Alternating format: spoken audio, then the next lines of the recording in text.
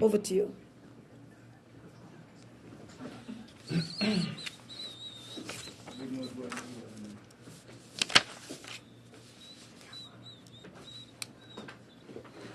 Good morning, gentlemen and lady. I don't even know where to begin. I have questions basically for everybody, but I'll start down in the corner with Minister Nisbet. Can you explain to us how the Ministry of Justice and Legal Affairs and the Attorney General's office is working? Because, you know, we have separated the two now. So who answers to who is in charge of what? And also, is there, who is the minister here responsible for basically national security, not national security, immigration? That's you as well. Y'all change so often, I have to try to keep up.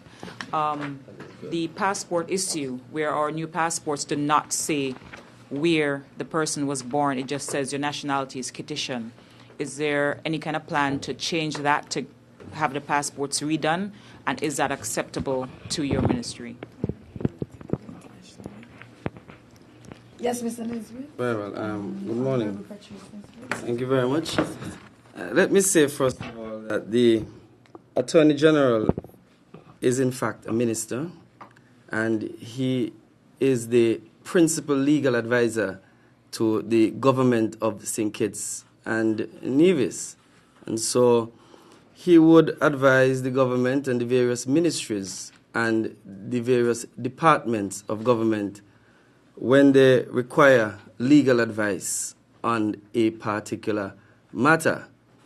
In relation to the Ministry of Justice and Legal Affairs, that ministry is charged with the responsibility of looking after the law courts and the administration of justice, so as to ensure that department functions in an efficient manner in terms of its delivery of service to the general public and the various stakeholders who interact with the courts.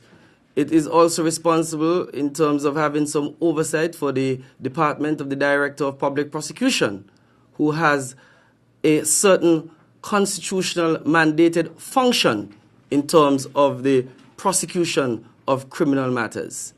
In relation to legal aid also, the Ministry of Justice deals with that department in terms of ensuring that there is access to justice. And this government, as part of its social safety net program, has provided legal aid so as to ensure that persons who are poor and indigent of a particular bracket, they can have access to justice at an affordable cost.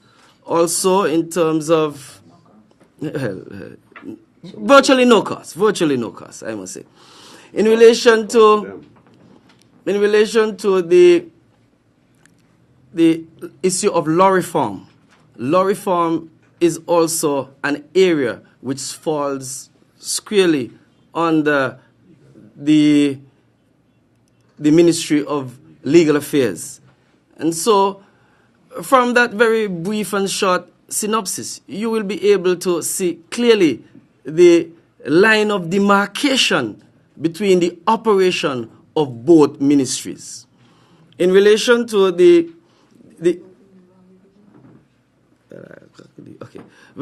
at the end I'll do that. In relation to the issue of the passports, the government did look at the matter, and the government took advice in relation to the matter. And when one looks at what is internationally acceptable in terms of the information that should be contained in a travel document, what obtains in St. Kitts and Nevis at present is acceptable, and it is in line with international standards. And so we are not doing anything that is in breach of any convention or any national legislation. What has occurred is, in fact, something that is perfectly legal and something that is internationally acceptable. Thank you. Any other questions? Any further questions coming from? Thank you very much. My question to cabinet ministers, it is my understanding that elected officials decides who formed the government. Now, 6 of 11 elected officials have been trying to fire the cabinet since December and have not succeeded. The question here is, essentially, the motion has been filed in December. It has not been heard as yet. The government has expressed confidence in winning the motion of no confidence. If you do that, then everything goes on seamlessly. If you don't, we're told that the Prime Minister has 3 days to resign and call a fresh election. With what is taking place right now, we're hearing about all these projects and the good things that are going on in the country. Are you afraid of an accusation of, in fact, practicing bad governance by not dealing with the motion of no confidence? Are you afraid, are you concerned about an accusation that you are DCHing the situation, drop covering and holding on, rather than facing the issue? What are your responses to the accusation that why all these nice things happening now, but not the motion of no confidence? Can I respond quickly? Yes. Said the cabinet ministers, right? You didn't say elected officials, right? Cabinet, Anybody could answer? You're not one of those who believe that senators don't have a say, right? I can Well, I speak. know senators are not elected. Good, But so I think you have equal senators, say. Senators have tongues. Can I speak?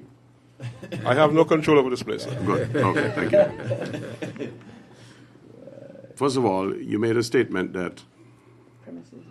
that elected officials form governments. Is that's how you started it? I said elected officials choose, not choose, form. choose governments. Yes, and after the governments are formed, then you select senators. Right. So, are you suggesting that this government was not chosen by elected officials? No, I'm saying 6 elected officials Have have a attempted. majority in Parliament and want a motion of no confidence. Yeah. And they're convinced that they can win that motion of no confidence if Parliament convenes to hear that motion.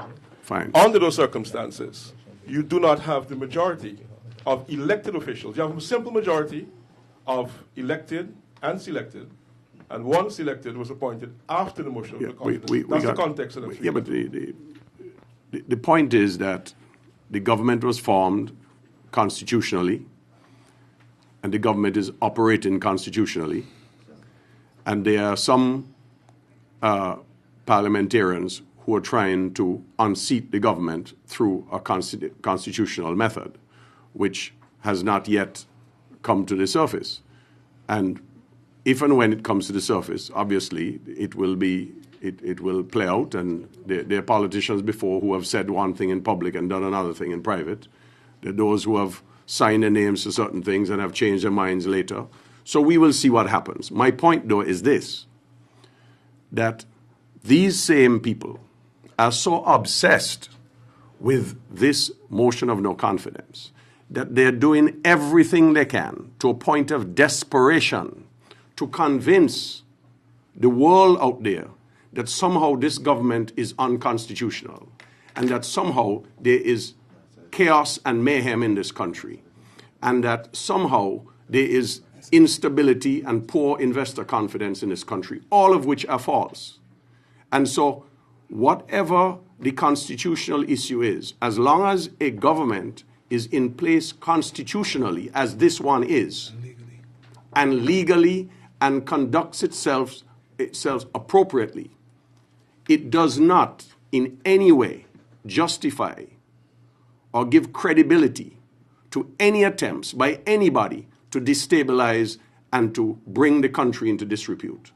And that is the point which must not be missed. So while we get on the stock record, while we get overly obsessed and frantic and fanatic about one constitutional issue, which I have absolutely no control over, what I have some involvement in and some considerable control over is how we deliver economic services to this country and to the investors and business people who do business in this country.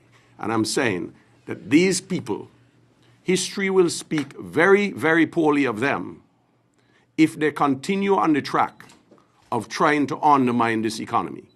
Thank you. Because if I may Yes, ma'am. add, yes, with the greatest respect, I think your premise is a wrong premise. That's the first thing. Elected officials do not choose governments. People choose governments, not right? It's elected officials, And they among choose themselves decide because who will be the government. It is true, the elected officials, that the people determine who they want their government to be. It is true, the choosing of elected officials, that the people determine who they want their government to be. And we had an election in 2010, and the people chose. What has happened since, as you know, is history. But in 2010, the people chose who they wanted their government to be. So I would deeply disrespect with your original premise, which to my view, with respect, is not right. People choose governments. And also, it is the people from whom a mandate comes. A mandate does not come from elected officials, because it is the people who give the elected officials their mandate, and it's the people who can take it back. So the mandate comes from the people. So everything is based on the people, really.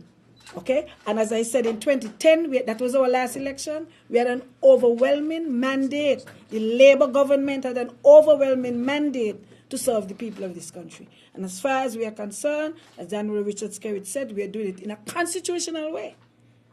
In a constitutional way. Then you said something to the effect like, why are all these things happening now?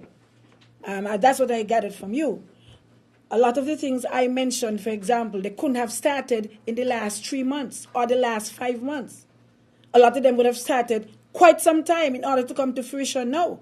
We would not be opening a New Horizons Center that has to be built for some time now if it hadn't started some time ago. So to make the point that as though these things are happening now, even the opening of the Old Road Center, that had to be going on for some time.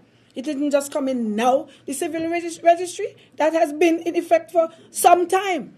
So all of these things that are happening now, it isn't because, well, now, they're just coming on now. It is because of the planning that we have had, so that they're coming to fruition now. And I also want to make the point that when people say, oh yes, they're doing all these things because an election is coming or whatever they say, which is probably what you're implying, who is expecting an election in 2013? Maybe you all knew a lot of things that we didn't know. But as far as we are aware, the election, so maybe you were part of the planning that we were not aware of, because as far as we know, elections were due in 2015. And so we had all of our plans for 2013 in place. But if you knew of all the other things, I mean, Mr. Backus, with respect, perhaps you did, but unfortunately we didn't. So it is not a question of, all these things happening now and trying to give people the impression as though this is something that's just coming up. Look at the projects that's going on. It couldn't be just something that just last minute in the last 3-4 months. You say, okay, let's do this. How would you get a New Horizons Center? How would you get an Old Road Community Center? How would you get a civil registry? So with respect.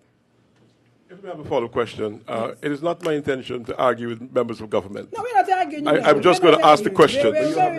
I just ask the questions, Of course. I welcome the answers. And we respect your questions. I'm not trying to Mr. win an Backus. argument. And we respect your questions, Mr. Backus. And I respect your responses as well. Thank but you. the questions have to be asked because they're asked of me. Of course. And I pass them on And that's to why I say I respect elected you. representatives. I respect and you. selected representatives. Yes. My question, though, is to Minister Martin, and the question of water, Minister Martin. Is there any thinking in terms of making consumers more responsible for water, as obtains in Anguilla and obtains in Bermuda, where cisterns are almost a way of life? Is there a consideration that water shortage is not going to go away anytime soon? It's been predicted for a long time. And there have been some fires as well in the hills. Can you tell us what's been happening with that? We've been seeing fire after fire after fire. Well, I can't recall any explanation as to what you assess is happening. So just those two questions. And I might Okay.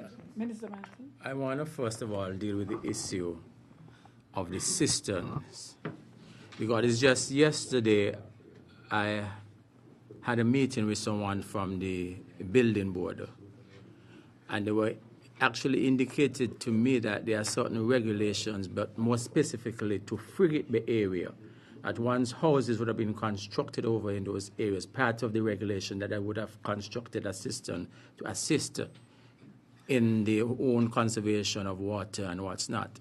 Some of them are building the cisterns, some are not building. Some are using and some are not using. And maybe those are things that we will have to go back to and look at and to see how we can look at it in a holistic way in dealing with the issue of conservation of water. So that is something will involve some discussion. It has to be because there's a cost involved in terms of adding a system and doing all these other things. There's a cost factor involved. So this will have to take in place some discussion whether you want to spread that to other areas of St. That will involve some discussion in terms of costs. The issue with respect to the bushfires that we've been having, as you would appreciate that we are experiencing serious drought. And based off some of that too, might be a consequence of the drought throughout the whole region where you have these droughts, you have fires, bushfires being a thing. And as well, you probably might have some persons who are just setting them. We don't have the evidence, but these are all possibilities that one can speak to. So we want to, if that is happening, we want to discourage persons from doing that. But we know that some of these can be caused from natural causes, we're going through a drought period, and they can be caused as a consequence of that. If I can be allowed to just speak quickly on the drought, because I remember when we had Hurricane Hugo in 1979, we had a situation where all of a sudden our citizens recognized the need to adhere to certain building standards and building codes. And all of a sudden, I believe the planning unit people at the time understood how important building inspection and policing was of the building code. That was in 1979. It was a wake-up call. I think this drought now should be a wake-up call for our citizens in our own interests, whenever we can, to find ways to build storage capacity at our own homes and to do better at conserving water. Water is vital for all life. That is why this government went to such great lengths to establish the national park, the Aquifer National Park, as you know, just north of the Frigate Bay Road. 400 acres, valuable land that could have been put to use for many other reasons, urban expansion, business development, all kinds of reasons we could have found to put economic activity there. But the government has preserved that area because of the valuable underground water supply that's there, that is the water that is servicing the Frigate Bay and Southeast Peninsula right now, and keeping, our people with good backup water supply. As the minister said, we're going to have to drill better and we're going to have to do some other things. But basically, water is precious, and we all need to do a better job of managing water. Thank you, Minister. Yes. Good morning. Deputy Prime Minister, you spoke about the water issue and how serious it is. Do you know on average how many gallons of water we use each day? And is there any way of assessing how much water is wasted? Because we could drill and drill and drill, but if we continue to waste water, then it would be counterproductive as far as I'm concerned. Do you have any way of assessing just how many gallons of water we waste per day? That's for the Deputy Prime Minister, and I'll wait until you finish too. Well, in terms of I could speak to what we consume in the Bastia Basin, because most of it we are, in terms of monitoring in the Bastia Basin, we have a better appreciation and a better hand of it in terms of the Bastia Basin. I think in the Bastia Basin, from what I've been told by the engineers, that we produce almost in the region about 4.5 million gallons of water per day that is needed on a daily basis in the Bastia Basin. And that it comes from the aquifer, as the Minister Skerritt has outlined, and we also have some of it coming from the Old Road River in the Wingfield area that comes, that surface water that comes into Bastia and stored at Lagreet, and to some extent stored at Aloise in terms for distribution. So a large amount of it comes in with Bastia. In the rural areas, I must say that a lot of the problems that we are experiencing in town are not being experienced in the rural areas, from what the engineers have indicated to me. in terms, in terms of where the supply is, and maybe to the population, in terms of the density, we have a larger population in the Bastia Basin, and because we have a larger density, a greater density in the Bastia Basin, we have a larger usage of water in the Bastia area, so that affects our consumption. On the issue, secondly, you did mention wastage. In terms of the wastage, I cannot calculate in terms of numbers on the wastage, but what I've been told by the water engineer, that when he makes comparison in terms of what we use in comparison to other islands and the population, he appreciates that in St. Kitts we are using much, much more water than other countries with a larger population than St. Kitts.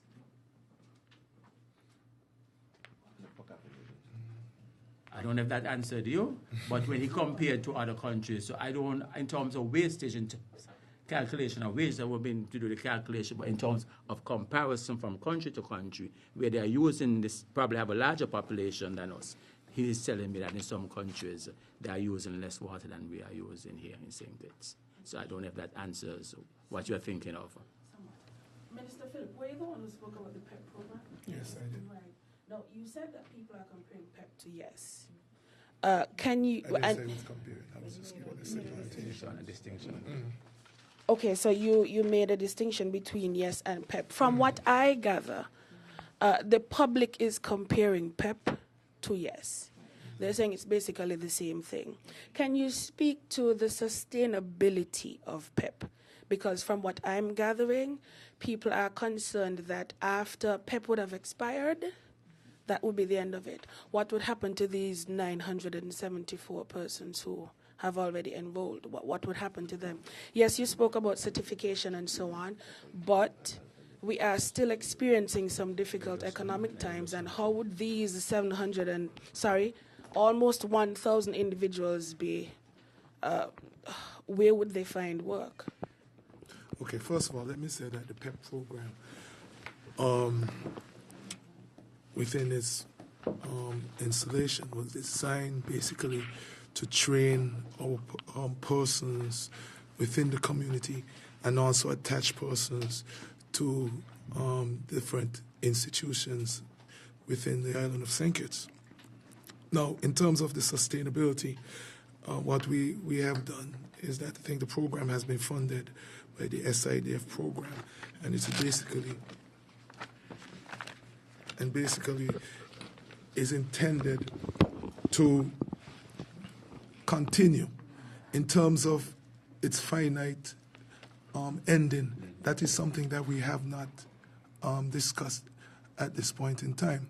However, what I will say, it's a part of what the government's mandate is, to find opportunities for our younger citizens or the citizens of this country who are not being employed at this time or who are not being trained at this point in time, to be trained and have that opportunity to work or matriculate into some other occupation. Maybe I could just provide some support to the Minister of Youth Empowerment in relation to the question on the PEP project, which is the People Empowerment Project or Program. And the question came in relation to the sustainability of the program. I would just like to make the public aware, or just to remind the public, that the government has ongoing programs of training for young people and people of all ages, but from time to time, there's a need, based upon what's happening, for there to be an upscale effort to train people or retrain people, as the case may be. And we feel that this is such a time. You will recall that at the closure of the sugar industry, there was a need then to be able to retrain people who were coming out of the sugar industry to move into other sectors of the economy, the tourism sector, other sectors, and so on. This is a time when we are aware that the world has been, and certainly St. Kitts and Nevis has been, in an economic recession from which we are now rebounding. And that means that there was unemployment at a level that we thought needed to be addressed in a particular way, in a specific way. And so the People Empowerment Project was put on to assist our people in acquiring skills that they hadn't had, so that as the economy rebounds, they can find gainful employment. One of the challenges we have in any country, and certainly in our country, is that you have economic development taking place, yet you have people who are coming from overseas, coming from abroad, to fill positions which are opening, because sometimes our people are not well prepared to take those positions. What the government has sought to do is to prepare our people to be able to compete as people get the freedom to move throughout the region. Minister Skerritt, in his opening presentation, told you of the numerous projects which are ongoing, some of which are about to start. This will require skills and training in the hotel and tourism sector. We have a lot of construction starting now, and we believe that some of the projects which we have put under the PEP program will address these issues directly. For example, we have the WICT, which is the Women in Construction Technology. That is one component of the PEP program. So that we expect after this program, some of these people will now migrate from training into full employment in the construction sector. That is the sustainability. It's not to have 900 people under the PEP program, but to have them graduate or move from training, matriculate from training to real world employment. We have people who are getting training in agriculture. We have the women in small enterprise who are being supported now, but the training which they're getting and the financial support which they're getting are expected to make them independent small business persons. They'll be weaned off the project, but they'll be sustainable in terms of their businesses because the economy is growing, they have the requisite training, they can manage their businesses properly, and that's the way it is. So the idea is not to keep 2,000 people on the scheme all the time, but to use the project to assist people in getting off the ground, getting employment, getting into small business. Right. If I can just say that I had a meeting with a particular manufacturer yesterday who is very excited about the possibility of taking some of these young people into his plant under a training program funded by PEP with the anticipation that based on what he sees happening in the global marketplace for his products, that within a matter of a few months, he should be in a position to employ them full-time. So one of the things about PEP that is a little bit different this time is that as the economy is rebounding, and there's a lot of evidence of that these young people have a real chance of being placed in the private sector. And of course, as you know, government has had a freeze in employment for the last 2 years under the IMF program. I have 6 of those people working in my ministry right now, and 4 of them are in the Tourism Authority, and 2 of them have already made such an impact that the Tourism Authority board is actively looking at how they can upgrade their jobs and keep them on board.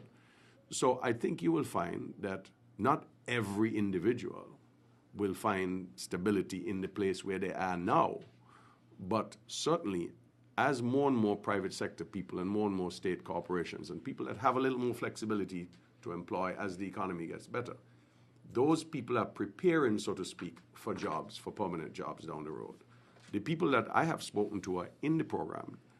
Most of them have had jobs before and had, well, I don't know about most of them, but the ones I have spoken to, several of them have had jobs before. But under the recession, the power of the recession, they lost their jobs.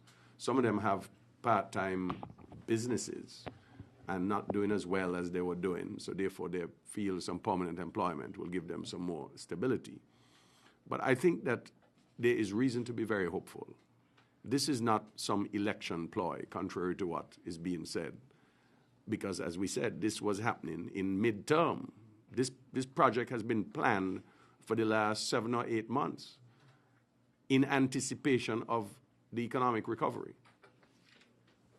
Another question, Minister Skerritt. Yes, sir. And Minister Liebert. Yes. My favorite two for today. For today. For the relief. Because I want to share the love, you know. But in terms of the GDP, I think Minister Martin said it's 100% of GDP. I'm wondering if someone, at the moment, the debt we're talking about, the debt to GDP ratio, 100% of GDP. I'm wondering if we can have some examples as to if what you can share with us in terms of revenue stream, in terms of staying ahead of your commitments as a government, because to some extent you run a welfare government in that a lot of things you subsidize, or you've been doing that over the years. That's one question. The other question has to do with the big ticket items that are still there: electoral reform, constitutional reform, campaign financing, freedom of information, integrity in public life. And as Minister Liburd knows, elections are going to be in 2015. I'm hoping she can tell me if these will be some of the issues for that particular election. And my final question has to do with the unemployment rate. I'm hearing about unemployment, but I was wondering whether you'd share that with us. And whether there's any effort to have a registry of some kind for the OECS, so people could be aware of the opportunities that may exist for the skills you may have that may not be here, but may be nearby, based on the free movement concept that has been articulated. So those are my questions. Thank you. Well, on the question of debt to GDP ratio, I honestly don't have the figure, because that has been a moving bar, fortunately downwards, and it depends a lot on, as you know, in terms of how the local debt situation pans out in light of the debt for land swap. And some of the paperwork and the other things are still in place. I think that the Ministry of Finance is probably doing some final computations now. And I think, you know, the Right Honourable Prime Minister has announced that the budget will be on the 9th of April. So it won't be long before I'm sure you'll get those exact figures. I don't have those figures, unfortunately. What I can say, though, is that because of the lowering of that ratio, because of the significant improvement in the fiscal position of government, government is now less pressured in terms of its planning and is not scrambling the way we were to meet our obligations. It's a very important point, Clive, because throughout the Caribbean, there's fiscal stress. You would have been following some of the regional issues as a regional man yourself. Teachers' strikes and other issues to do with payment issues. We are doing everything we can to ensure that this government can return to a point where, in a not too distant future, the government can look at the issue of payroll adjustments, etc. A lot of people, I heard a discussion on radio the other afternoon, Clive, where somebody was saying about how well ministers do, and ministers have all kinds of perks and so on. And I didn't recognize which minister they were talking about. Do you know that this cabinet has not had a pay raise for 8 years? Civil servants have had 2 pay raises since. The government has not been able to raise pay for anybody. The government, for the last 2 years, had to keep certain positions vacant that were in need of people. We could not grow the payroll, in effect. I think for the first time now, for 2 years, the government is in a position to look seriously at how it can improve its capacity by bringing on the right people on board. And that is why the PEP program is so timely, because I think down the road, as we continue to perform well fiscally, the government will actually be able to hire some of these people again. But to answer your question about debt to GDP ratio, I don't have those figures. All I can tell you is that, thankfully, it has gone in the right direction. May I have a quick follow-up, Mr. Skerritt? Sure. And I apologize for interrupting, but no problem. What would you say would be the areas of training needed to capitalize on the opportunities you described? You said about $1 billion EC dollars will be available in the economy in terms of investments. Are there any specific areas of training, perhaps, that if you're a young person or even a retired person looking for an opportunity, you should be trying to develop a particular kind of skill set? Is there anything you could speak to about that? A lot of the training has been happening on the job already, but you know, a lot of it is in the construction trades and the technical, what we call the technical trades.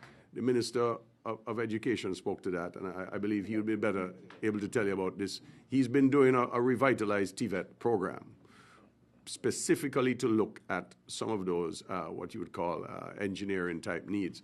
In the manufacturing sector, by the way, there is a need for people with, you know, electrical and other mechanical and so on training. And so those are the areas where I believe the Ministry of Education has been focusing on in this term. Oh, sorry, you go on then. Oh, thank you very much, Mr. Backus, again, for the questions. Maybe I can make a remark in relation to the debt-GDP ratio. And I think it's important for people to recognize that although the economy is rebounding and there are new revenue streams, there is an uptick in tourism expenditure, et cetera, and in construction, those are two important revenue streams.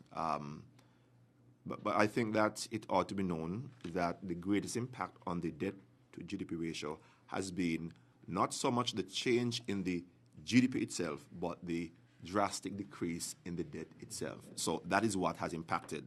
And although we are not able to determine at this stage, at least from this level from the head table here, what is the specific figure in terms of the debt to GDP ratio, we are aware that we are around 100%, and that by the time all the necessary transactions would have been completed, we would be down to about 80% of GDP. I think the public is aware as well, or ought to be aware, that we're thinking that based upon the advice of the central bank and so on, and based upon international standards, that around 60-70% would be the ideal in terms of allowing you to be able to expend and so on, and at the same time to put yourself in a position to have a sustainable debt going forward. To address the issue of training, as Minister Skerrit said, the Ministry of Education is focusing very much on our TVET program, technical and vocational education and training. We believe that based upon how the economy is growing and developing, tourism, construction, etc., that skills are going to be critically important in creating livelihoods for our people. So we've been focusing on that. We have, in fact, started at the CFB College with the introduction of agricultural science and agricultural technology. We are beefing up our program in the hotel and tourism trades training program, hospitality training, at the center at the CFBC. But the areas we see as being prime targets for young people to train in, of course, construction technologies, the woodwork, the plumbing, electrical, etc., and so on. We also see IT as being important because a lot of the construction which is taking place, for example, down at Ross University, where just last week we had groundbreaking for the construction of 2 or 3 major buildings or complexes. These will be IT. These buildings will be outfitted with the requisite technology and so forth, and so our young people would be involved here. I was in fact very proud and delighted to see quite a number of the young people whom I taught in college, and some of whom would have gone to the CFB College down there, really manning the IT system. So this is going to be an area of high demand for the future. The automotive engineering, already we know that there's a dearth of people who are qualified in the area of maintaining the most modern vehicles. Therefore, there's a need for us to increase the number of persons who have the requisite training. A lot of the people who have come out of college in the last several years have not been able to deal with the computer systems in these modern vehicles, and so we need to move to that, and that's precisely what we're focusing on. Entrepreneurship is important. We want the young people who are trained with the requisite skills to develop, conceptualize, manage their own businesses. To the other part of your question that dealt with electoral reform, constitutional reform, integrity, public life. No, you didn't have boundaries, realignment in there. Could you add that, please? I was leaving that. That's what to your list. I just wanted to clarify that what I was saying is that elections are constitutionally due in 2015, so that the talk about doing all these things now because then there's an impending election in 2013. The point I was making is that perhaps you and others knew of the election in 2013 because all we had was all of our projects for 2013 laid out, because for us, elections were constitutionally due in 2015. I just want to clarify that. When it comes to the electoral reform and so on, and integrity in public life and all these other things, these, as you know, are part of our legislative agenda. However, in the context of what's going on, you would have to review this legislative agenda, but they're still very much high on the government's legislative agenda. And I just also want to say, because, sometimes, that the integrity in public life legislation, for example, this was introduced by the People's Action Movement in 1994. They had a first reading. Maybe sometimes we need to go there and do our checks or background checks. They didn't pass it.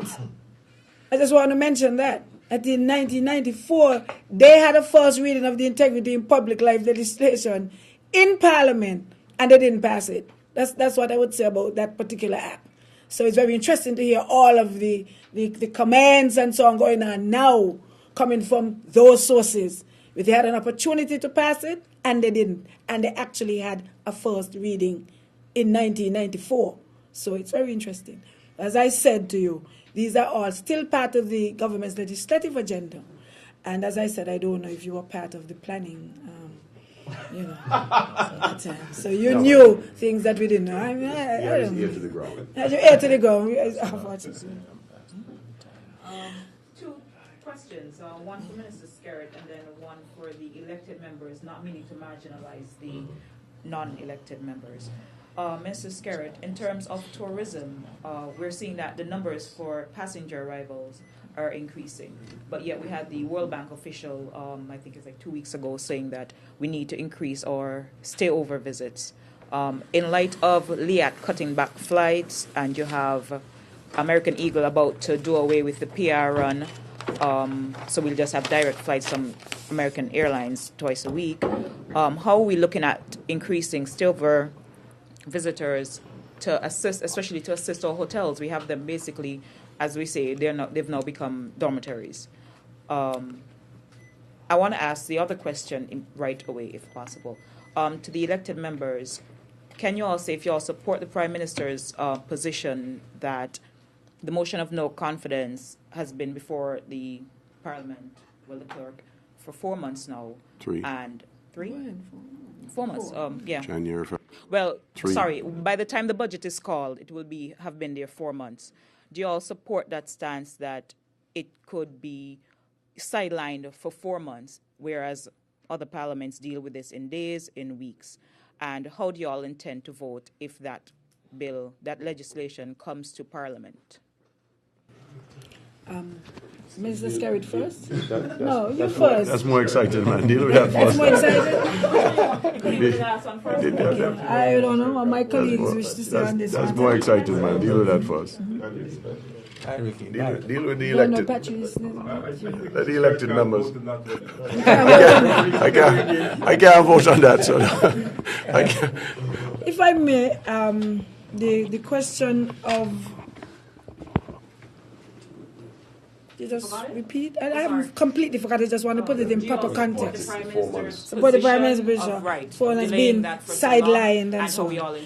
But again, as you know, even use of language like sidelined and so on, it's all a question of our own personal concepts and interpretation of things. So what you might call sidelined, we might tell you that it's a matter of which is more urgent for the country. Because our position is not that confidence motion should not be heard, but it should not be heard before the budget. That is our position. So, and I think we stand on very good ground to say that, because there's really no time frame for the filing of a motion of no confidence, the date set for it in our laws, neither the Constitution nor the laws of Parliament. There's really no time frame for it. But convention says that you treat it, with urgency. But the same convention, as I said at another time, the book of what we call the Parliamentary Bible by Erskine May, when you look at the section that deals with no confidence motion, it says specifically that it should be heard with urgency. However, you also have to look at what are the urgent matters that the government has on its agenda in determining where you set it. And we are strongly of the view that there is no urgent matter, more urgent to the people of St. Kitts and Nevis than the passing of the budget. And I'm sure you will recognize, for obvious reasons, you have a limited time frame within which to pass the budget. The budget has been done by a particular time frame. So that has to be done. It's not only the fact that it has to be done, but also what are the implications if that time frame comes and the budget is not passed. I've already said on several occasions that if that is not done, people will not be paid. What will happen to their lives? They have their mortgages paid, they have their children to look after. Institutions would not be financed, be it the hospital, the social services program, whatever it is. And so we strongly believe that the no confidence motion must be heard, but the budget has more urgency. And so that is why we have set the budget before the no confidence motion. So it's not a question of sidelining it, but putting it in its proper context. And as I said, if you look at Erskine May, you would see that there, where the convention is stated, it does speak to looking at the exigencies of the government's agenda at the same time when you have a confidence motion before you. With respect to how we would vote on the no confidence motion, I think when the time comes, we would vote. Okay, and well, that's my humble opinion. Well, The others can speak for themselves. Sorry, the other elected ones. That's Minister Philip. Where are you at? Can you say also how you would vote? Well, I can take the liberty of speaking for my other colleagues. I don't think that there is a division among us in terms of how we are going to vote. I am voting for our government to be sustained. And we're speaking about budget, the budget first. No, and I said it in a previous interview. I think that it will be unfortunate for us to declare war on the people of this country in terms of not bringing the budget first. The students in our schools, in terms of those persons who have to receive their school meals, for example, why should I'm sorry? Take exams. Those persons who have taken exams, why should we delay that? Funding of the hospitals, our security forces. I'm saying we are not prepared to manufacture a crisis here in St. Kitts for our people, our civil servants, our pensioners, our elderly persons, our dependents, people who are working in the civil service and have elderly persons that are their dependents, or children. I think that the budget at this time is the utmost, should be the utmost focus for us at this point in time.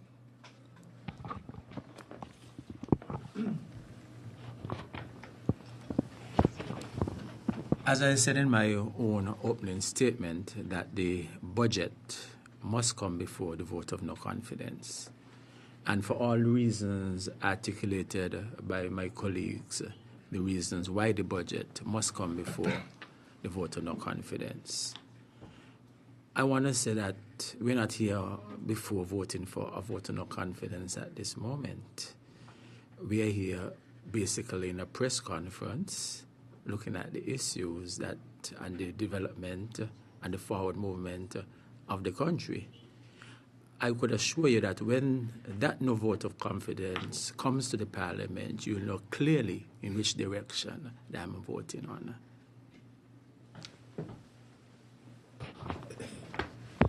The issue of the budget as opposed to the motion of no confidence in the government, that has been addressed adequately by Minister Liebert in her presentation this morning. I think that she would have quoted accurately from the Bible on how parliamentary procedure on the Bible of how parliamentary procedure should be conducted, and so I really have nothing useful to add add to what she would have said. And just to say that when you look at a paragraph in the letter that was addressed to the Commonwealth, the coalition group, in fact, recognized that there is no express provision anywhere which stipulates when a motion of this nature should be brought before the Parliament. In relation to how I would vote, let me say that the Constitution clearly provides how one should address this issue. And the proper forum where it should be addressed is in the Parliament, in the National Assembly of St. Kitts and Nevis. And so when we get to the National Assembly of St. Kitts and Nevis, on the floor there, you will be able to know clearly how one would vote on this matter at that time. You see, some other persons are trying to remove the government outside of Parliament. It is clear from the Constitution that you can't do that. And so you will have to await the time when we get on the floor of the National Assembly in order to deal with this particular matter.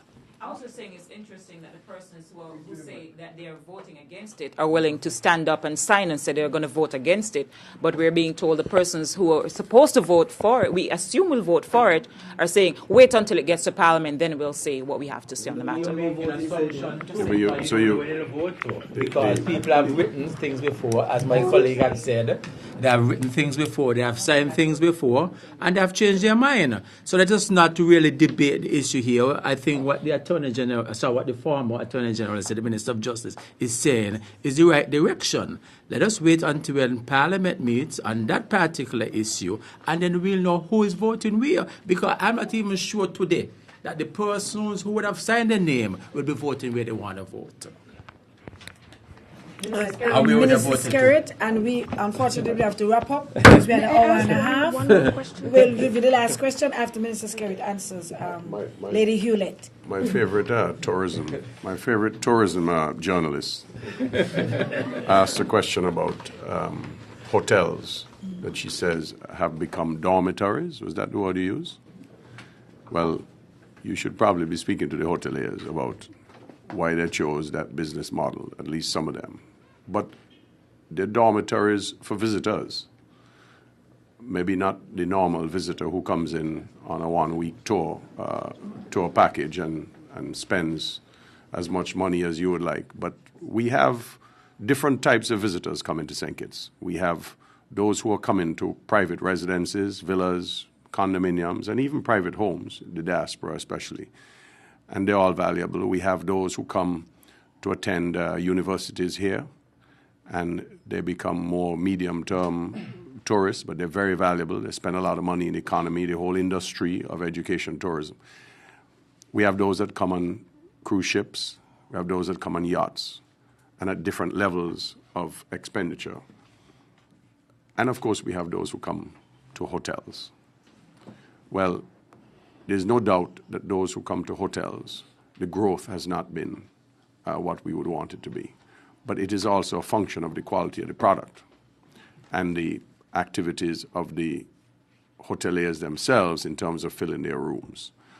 During difficult times, some of them chose to fill the rooms at less cost, also with less revenue, by having some stability in terms of meeting their fixed costs, by having some of their rooms available to students, but also meeting a need in the education sector, which is, of course, valuable to the country. So I don't knock them for doing that.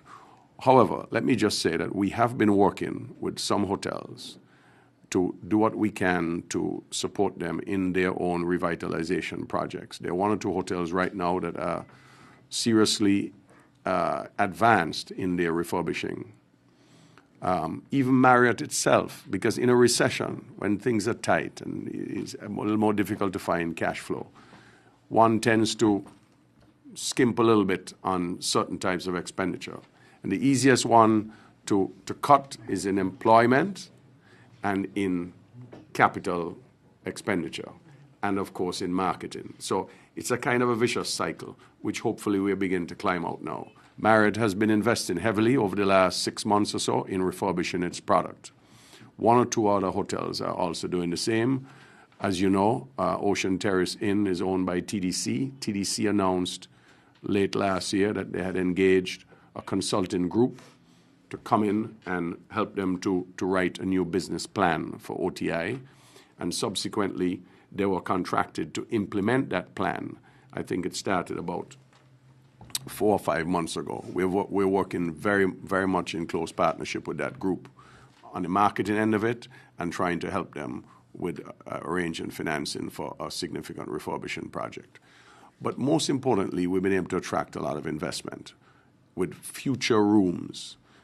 This coming winter season, Katition Hill will open under the management of Sedona Resorts with 85 units, high-quality units that will attract a significant yield. The Park Hyatt project, the designers, the whole development team will be on island next week to finalize plans for that project, including making a presentation to some selected stakeholders as to what the project will entail, what it will, the final designs conceptually. So there's a lot of work going on, and I think you will see as a result that the hotel sector will pick up steam going forward. But our tourism, fortunately, doesn't depend only on hotel tourism. As I mentioned, there is a number of other sectors that relate to tourism that fortunately have all been doing reasonably well. The Liat situation is a troubling situation. Liat put back on flights that they had taken off in November. They put them back on in January as a result of some discussions. But, of course, there hasn't really been a lot of marketing support. And so even those flights are back on, the flights are not full.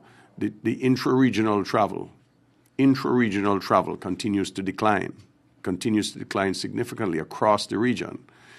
And St. Kitts is no different. Our numbers, just in January and February alone, our numbers from Liat have fallen 11%. This is very troubling. Fortunately for us, our numbers out of North America and the UK have been heading in the opposite direction, upwards, and making up so that we still pretty much, in those 2 months at least, we're pretty much flat year to year over last year, although we had a significant increase in January. But the fall off in Liat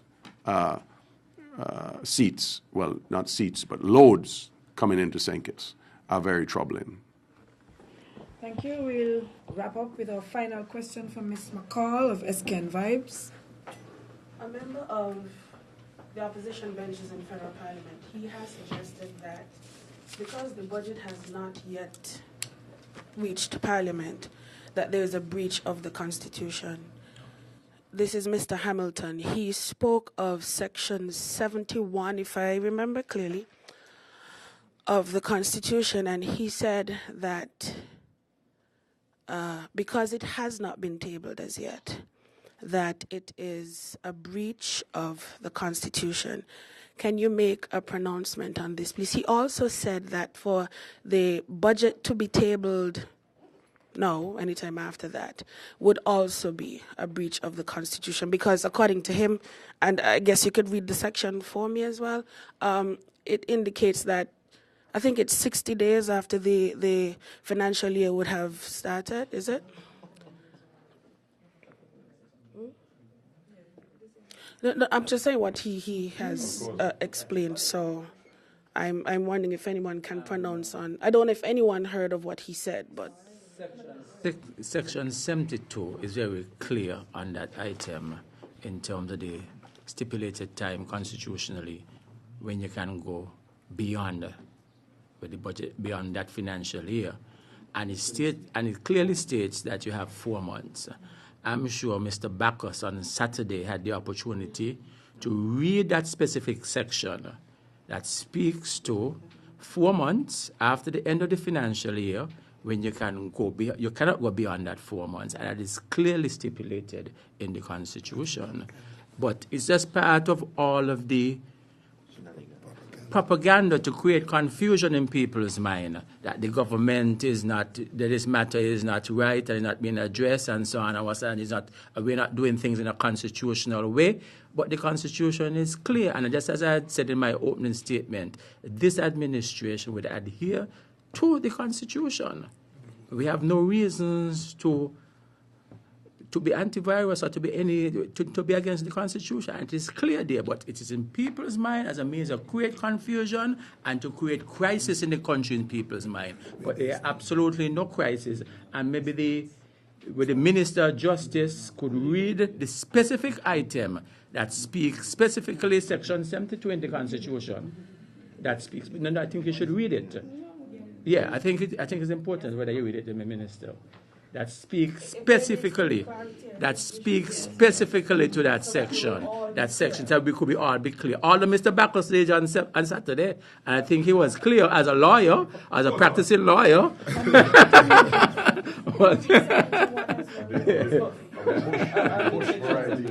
I read Section 72.